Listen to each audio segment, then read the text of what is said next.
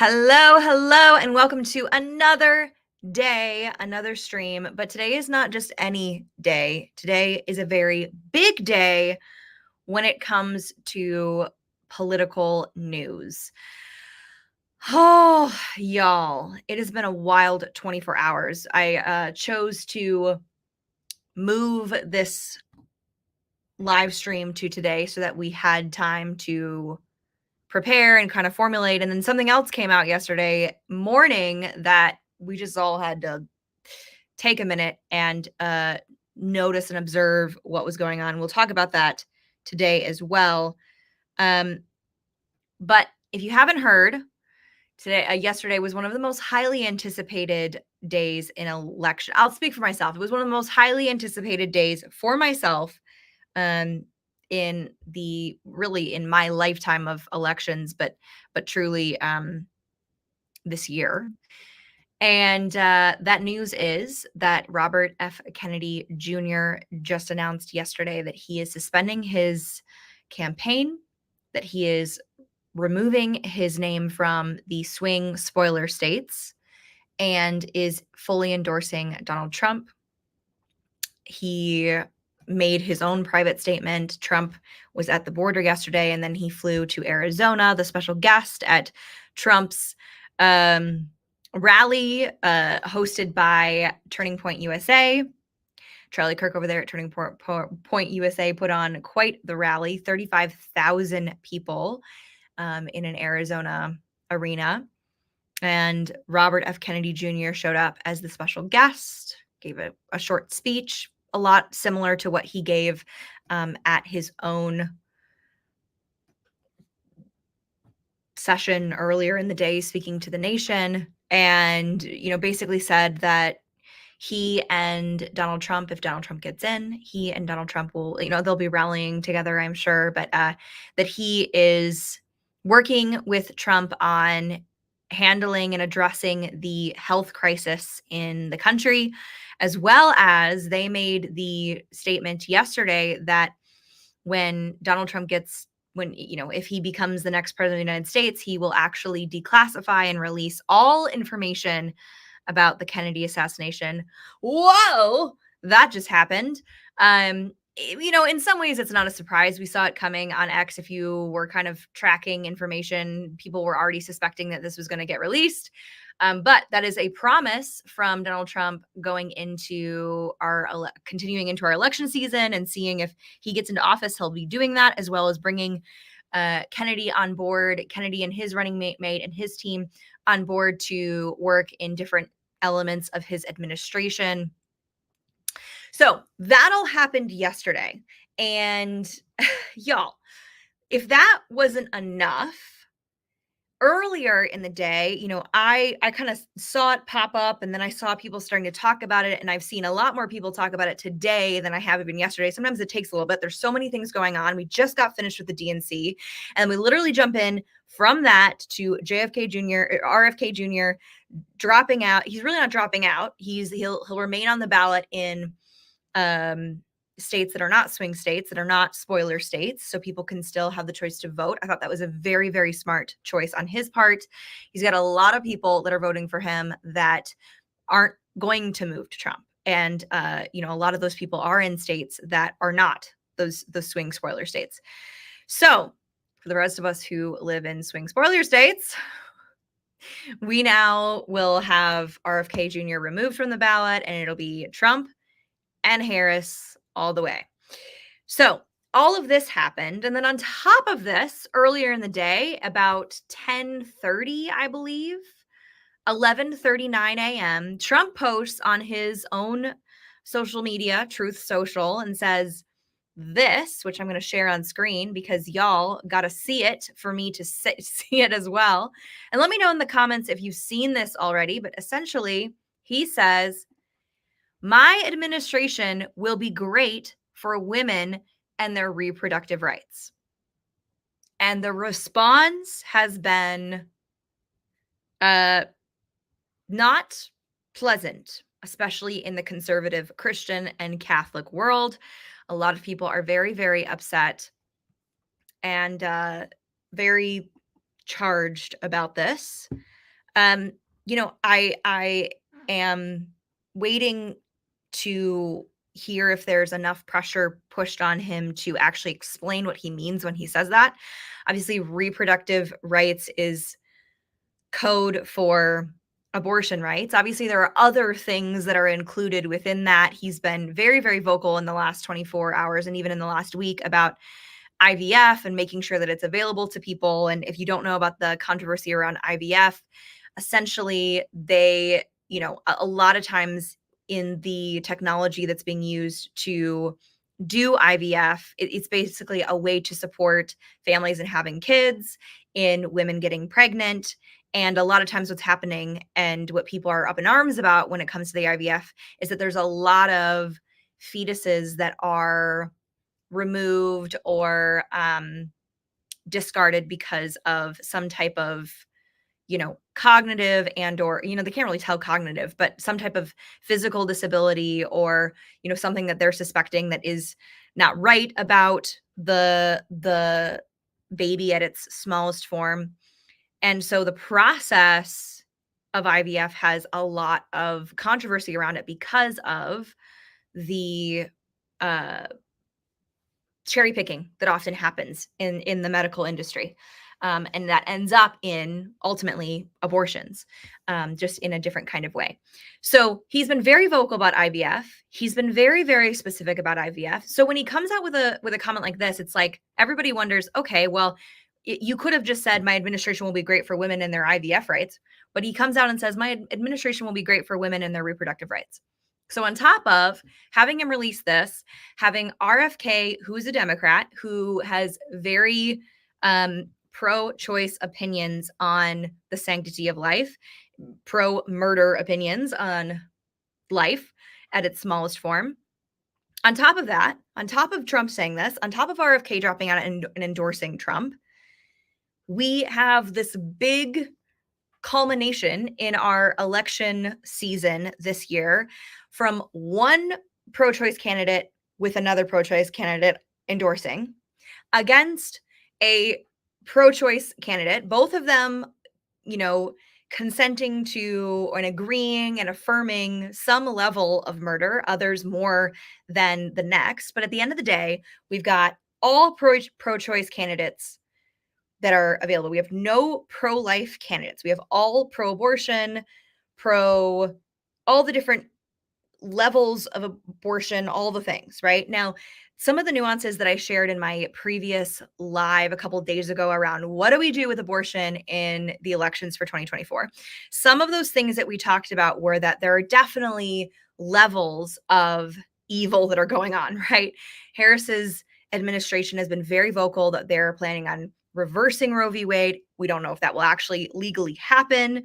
The Supreme Court has made some very, very clear arguments against it, hence overturning it with the Dobbs case. But they've made some very, very clear, verbiage around it against it. So it's hard to tell if that would happen. Obviously, Harris wants to add more people to the Supreme Court, which of course then would be a situation that would end up probably pushing in her favor for something like an overturn or reinstating Roe v. Wade. But that's not all. Harris is not just planning on going back. It's so funny. Her administration, her whole campaign is around, we're not going back. We're not going back. Actually, you are.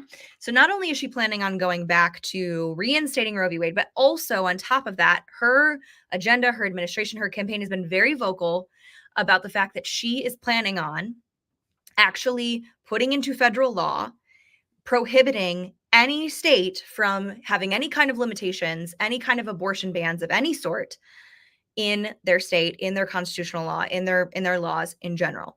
So this isn't just, things are going to stay the way they are. This is, we have one candidate that's saying, hey, things are going to stay where we are. We're not touching it. We're letting the states decide. And then we've got another candidate that says, we're going to go back to reinstating Roe v. Wade. We're going to go back to, having it be a federal right, but then also enforcing any state that already has an abortion ban or abortion limit to remove that and have it just be a free for all in every state. Now that may sound pretty scary, and we may be approaching this issue from a place of fear. You may feel that way, right? I know in a lot of ways I feel this way too. There's an element of like, well, we don't want the worst guys to lose, right? But I think oftentimes we forget that we don't just have a say and a voice and a vote in November. We also have the opportunity when 1 and 2 and 5 and 10 and 5,000 and 100,000 and a million, like when people come together and communicate, hey, this does not represent us, things start to happen, even if that's a clarification of what Trump actually means. Personally speaking, I don't think that Trump is pro-life. I think that he did what his party wanted. He did what would get him into the office. There were enough people when he initially became president that wanted to overturn Roe v. Wade. It was a very loud, I mean, like, it's so interesting because when I was in high school and college, the right to life movement was like so loud and specific about we are overturning Roe v. Wade. We are overturning Roe v. Wade. Every political candidate that we promote, every person that we try to get to vote, we are pushing for the overturning of Roe v. Wade, the overturning of Roe v. Wade. Everything was about the overturning of Roe v. Wade. Then we had the overturning of Roe v. Wade, and then we sort of just like stopped there. The momentum died, and then Trump obviously was a huge influence in that happening. He said some very nice things at the March to Life that he was, the first president to ever attend. He said some very, very nice pro-life sounding things. And then he went from that position to being out of office, not winning the next election, saying things like, y'all, the timeline of his opinions are very, very interesting. So he went from pro-life, this is an eternal God-given right. He went from that to saying, hey, I'm pro-life, but people can choose, to now saying, I'm really great for women's reproductive rights, which is, again, code for abortion, among many other things that have been very, very controversial to his very conservative arm of voters. Again, we've said, RFK is probably very similar to Trump's position on abortion. He may be actually a little bit more left. I know that he has said that it might make sense for there to be some type of federal regulated limit, which would end, in other words, level every state, even a very conservative state, from changing on their position to these things. And again, this might sound really, really depressing. This might sound really discouraging. You might feel like, Katie, I'm choosing the lesser of the two evils. But something that I've really been praying a lot about, this is why we wanted to hold off on making this video and coming out a little bit later. One of the things when I saw this first come out, and I've had some conversations and some back and forth with other people that I respect, some thoughts and perspectives came just at the perfect time for me to then reflect again, even this morning. And, one of the things, especially I'm speaking very specifically to like a Christian audience. If you're not Christian, this may not make sense. If you're not Christian, it may seem not just that it doesn't make sense, but almost offensive in some way. And you can totally listen and you could totally observe, you can totally interact, but I'm just warning, it may not make sense. As a Christian, I have a moral code that it's not subjective. It's not something I just choose out of an arbitrary number or out of thin air. It's something that was put in the belief system that I choose to believe in, that I choose is true, that I choose is that I see as the correct way to live. And that is the Bible, the Word of God. And God has very, very clear specifics, as many of you know that are believers. God has very clear specifics on how to live, what is right, what is wrong, what is good, what is evil. Murdering is absolutely evil. And God is very clear that he has designed human life in the womb for his purposes. It is it is his creation. It is a gift from God. It is something that we must respect, that we must appreciate, that we must nurture. There's a reason that it is there, and it is human life. And then again, the Constitution, the founding fathers, again, reiterate that in our in our, you know, original papers and our original tenets of our country, again, that life, liberty, and the pursuit of happiness are the things that we must respect, that we must keep safe, that we must fight for, that we have a right to these things that is not based on the government. It is of the government's responsibility to protect, but it is a God-given right. Um, and all of that sounds really inspiring and awesome until we get to 2024 and we look in the world and we say, hold up, wait a minute. There's a whole category of people, there's a whole age group of people that are being completely mutilated and murdered that we're not acknowledging and that we think is a right. It's a right to murder them. And so when we look at this and say, this is what's happening in the world, and we see candidates who say, I'm pro life, but you can make whatever decision you want to make. There is so much hypocrisy and a lack of character in anyone saying that, right? Now, obviously, everybody thought initially that Trump was pro-life. He may have been initially pro-life. I don't know. My suspicion is that he was saying what the party wanted him to say. He was saying what the people wanted because he knew that would actually get him into office. Again, he's even reiterated that afterward. And this year, as he's stated some things about his decision, he's like, look at me, I'm awesome. I'm the person that got Roe v. Wade overturned. It was what the people wanted. It's what the people wanted. And that's why we did it. So when I look at that, I say, got it. He happened. We got lucky. He happened, or really, truly, God chose to use him. But he happened to choose the squeaky wheel gets the grease, and we were loud enough. And he's like, got it. This is what the people want. This is what the people want. Now we're in a position where we have a choice, and our choice is a couple things. One, we could have the choice of, fear-driven, lesser of two evils. We choose Trump and Kennedy and Vance over Harris, and we say, well, we're eliminating the most evil presidential candidate from getting into office than we've ever had so far, at least in my world, in my lifetime. I'm sure there were other candidates that were awful, but at least in my lifetime, Harris is pretty bad. She's awful, evil, horrible, not just on the economy, but really her perspective of abortion and celebrating it, and dangling it in front of people as a pride is just horrendous and devastating. But then we have candidates who believe all of the things that we've just talked about. And so it's like we could play the lesser of the two evils and say, well, he's not going to murder as many babies, so I'll vote for him. But as we have seen, even if Trump was the, president who wasn't particularly pro-life, maybe he was pro-choice, but he wanted to do what the people wanted. He wanted to do what would represent the United States. However, that should, in my opinion, that should be absolutely how the president operates, with the exception of morals, with the exception of the morality that was put in the Constitution, in our original documents, that acknowledged and respected the creator and what he has created, right? So in other words, choose what the people want, but they don't get to change the moral code of our country that was already instated in our original documents. Hope that makes sense. Maybe that's the case. Maybe that's the positioning that Trump has. I don't really care. I don't have any morals, really. I don't have any real position. I don't feel strongly about this. I'm just doing what the people want. Well, then what are the people communicating that they want?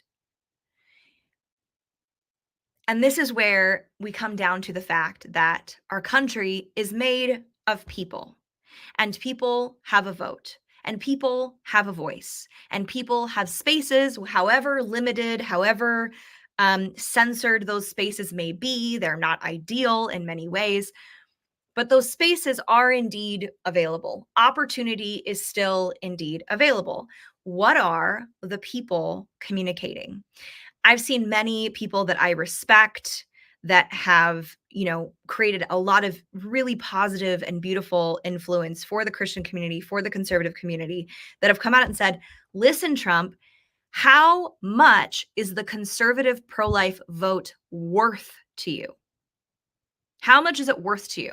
But I would wager that Trump is asking the same thing back to us, which is, do you actually care about this issue?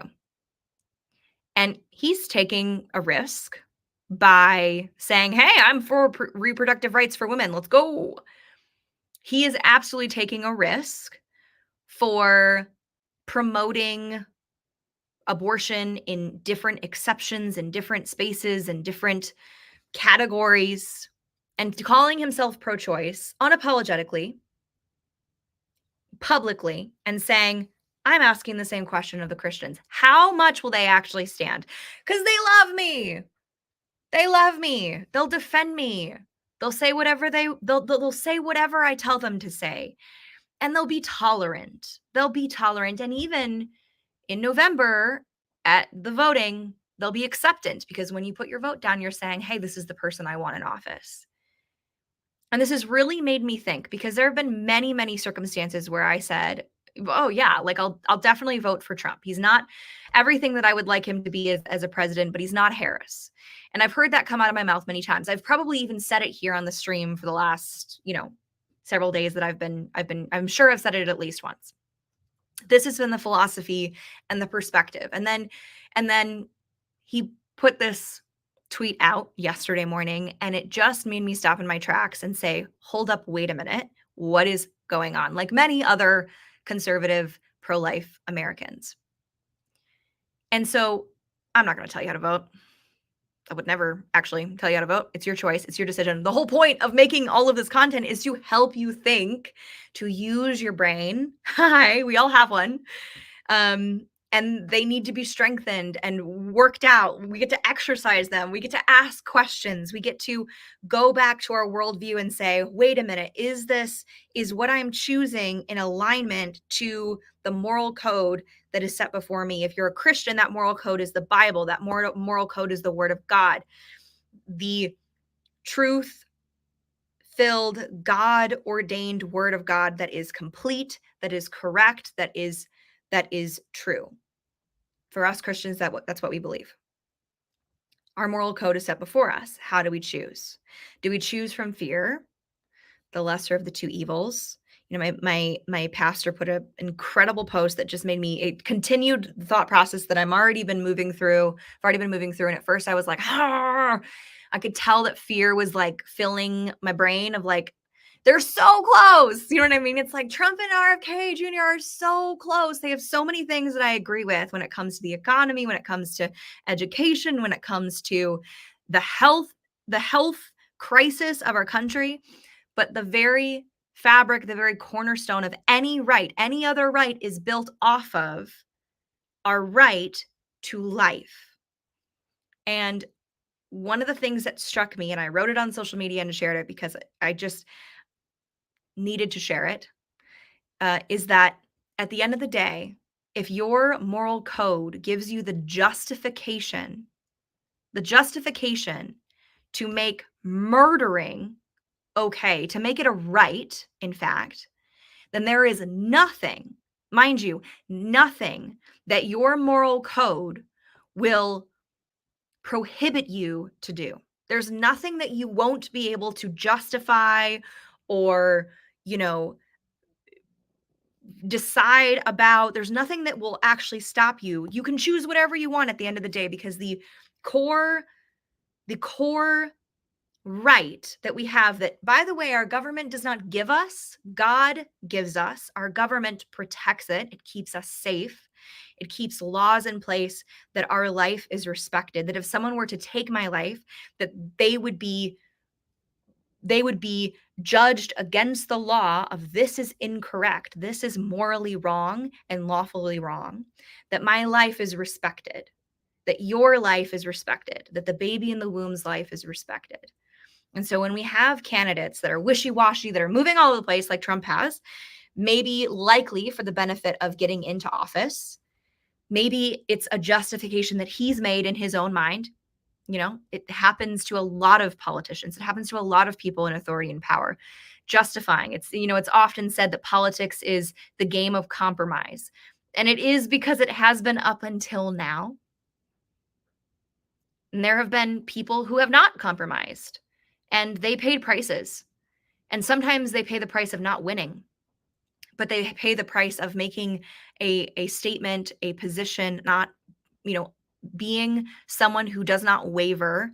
And that sometimes communicates far more than them winning and having compromised their moral code, their ethics, their worldview, their perspective of what is good and bad and what is right and wrong. And so, this is a shorter video today, but I want it to be palatable. I want it to be something that you can digest and really think about and observe for yourself and pray about. Oh my goodness, let's pray so much for our leaders. My mom said something yesterday that struck me because my reaction to it was very selfish and condemning. She said, "What if Kamala Harris got saved? What if she became a Christian?" And I was like, "Mom," I was literally like saying something awful about her. And mom said that. My mom said that. And I was like, "Mom, no, now I have to stop what I'm saying." But I want you to ask yourself, like, are you genuinely seriously, and I'm asking myself this because I haven't up until now sort of been selectively praying for particular people that I want to get in, which is very selfish. But are you genuinely praying and asking God to change the hearts of our leaders and our nominees that are going to be running our country, that are going to be very highly influencing the environment, the atmosphere, the ideologies that are put before us as a country? Ultimately, when we're saying, yes, I want this person in office, we are communicating our vote. We are communicating our choice that this person is the person that we want running our country. So instead of coming from this perspective of fear, I'm picking the lesser of the two evils. Your vote, your voice, your freedom to say and to share your perspective, to say what you want to say, that is available right now.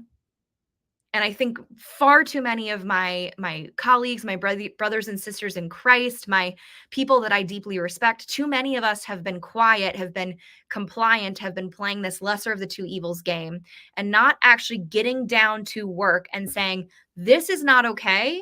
And I'm going to rally other people who have a deep and sincere desire to live in a world where right and wrong is objectively respected, and that the gift of life, even at its smallest form, is something to be respected. Rallying your people. They may be Catholic, they may be Christian, they may be another religion.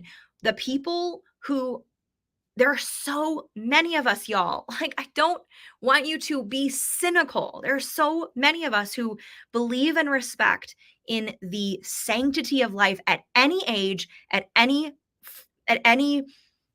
season of that life, whether it's the beginning of conception or the oldest, most dearest person that you love and know.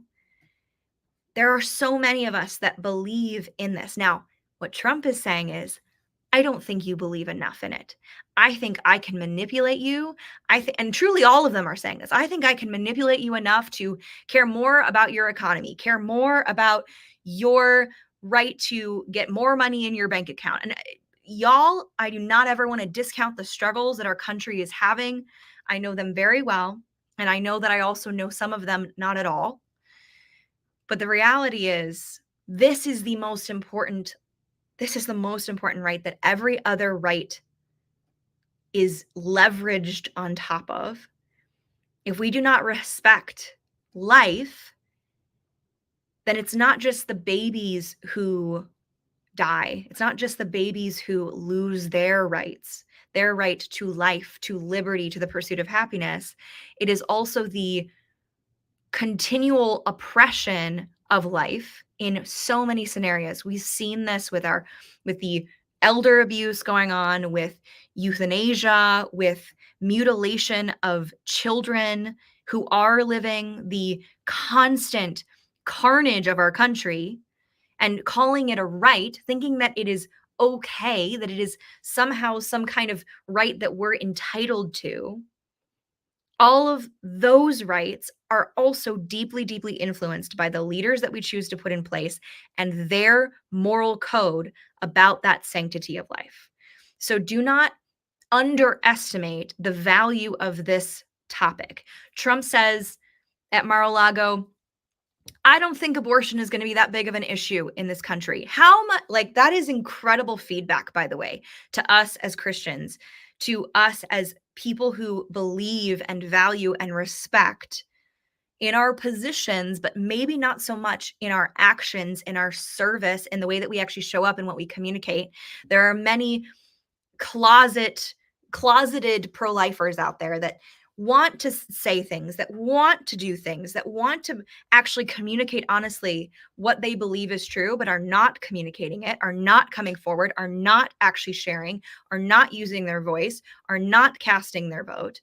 And the reality is, we have an opportunity right now in a very, very critical point in the history of our country, in a very, very critical point in the election season of our country, to actually communicate, hey, yo, Trump, Mr. Conservative Republican, gone more woke than I've ever seen him. You're not getting our vote if you are not valuing the most intrinsic right of life for these children. And if we care so much about children in the health industry, if we think children are being taken advantage by insurance companies, by the health industry, by big pharma and big ag, if we think these things are so important and yet we will not stand firmly for the right of the child at the most simplest, smallest form, and yet still human life, then who are we? Then what have we actually stated that is worth anything? And so, for those of you who have struggled with the cynicism that inevitably happens in politics, that often takes over many of us, I urge you, I'm just praying that you would choose to actually use your voice and use your vote and prayerfully communicate that yes, life matters far more to us because everything else is leveraged against it. And these children are worth far more to us because this communicates the kind of life that our children have. The next generation, what kind of world they live in, what do they learn about our moral code? What do they learn about our worldview that we say matters to us so much? What are they getting communicated? What kind of ethics are they practicing based on what they're learning from mom and dad? From those children in your home that don't have the right yet to vote, they aren't of that age yet. They're watching you. They're watching what you're communicating. They're watching what you're communicating verbally and non-verbally. And what you're communicating non-verbally is, I don't really care that much. This is an opportunity in August of 24. This is an opportunity to communicate however you can, to get on the phone with whoever you need to get on the phone with. Y'all, there are so many opportunities. There's so many ways to get to people who have an influence, who have a connection. There are so many opportunities to use your voice. If we live in a country where we believe that our voice does not matter, that our vote is irrelevant, then it does. Because if you choose to operate from that place, inevitably your vote doesn't matter because you've chosen for you to live in a world where it doesn't. And our founding fathers, they created a system and a vision and a desire for everyone's vote to matter. And that has taken on forms of continued justice around who gets a vote and who, the equality of a vote and the ability for us to communicate honestly and sincerely. And I'm so grateful for that. For different races, for women. There are so many ways that we have continued to make sure that that vote counts and matters. And at the end of the day, if you are walking away saying, ugh, oh, well, this is better than the worst, then what are you actually communicating about what really matters to you? So communicate, use your voice, actually say what matters to you, do what matters to you, go out there and engage in what matters to you.